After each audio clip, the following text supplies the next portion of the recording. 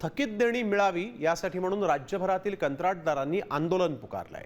मंगळवारी 18 ऑगस्टला राज्यातील कंत्राटदार आझाद मैदानात धडक देणार आहेत। राज्य सरकारच्या विविध विभागांकडे थकीत असलेली 68,000 कोटींची देणी मिळावीत यासाठी राज्यभरातील छोटे मोठे सुमारे 2.5 ते 3 लाख कंत्राटदार आक्रमक झाले आहेत। सततच्या पाठपुराव्यानंतरही थकबाकी मिळत नसल्याने अनेक कंत्राटदार आर्थिक संकटात सापडलेले आहेत। आपल्या मागण्यांकडे सरकारचं लक्ष वेधण्यासाठी त्यांनी 18 ऑगस्टला मुंबईच्या आझाद मैदानावर धरण आंदोलनाची हाक दिलेली आहे। आपण बघतोय यावेळेस कंत्राटदारांचं 18 ऑगस्टला आझाद मैदानात आंदोलन होणार आहे। थकीत देणी मिळावी यासाठी म्हणून आता आझाद मैदानात कंत्राटदार आंदोलन करणार आहेत।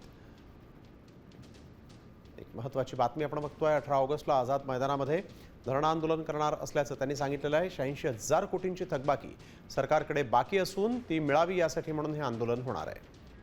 सूरज मसूरकर आमचे प्रतिनिधी आपल्या सोबत यावेळेस फोन लाईनवरून जोडले गेलेले आहेत। सूरज, आपण बघतोय 86,000 कोटींची देणी बाकी आहे या कंत्राटदारांची आणि त्यासाठी आता ते आंदोलनाच्या तयारीत आहेत।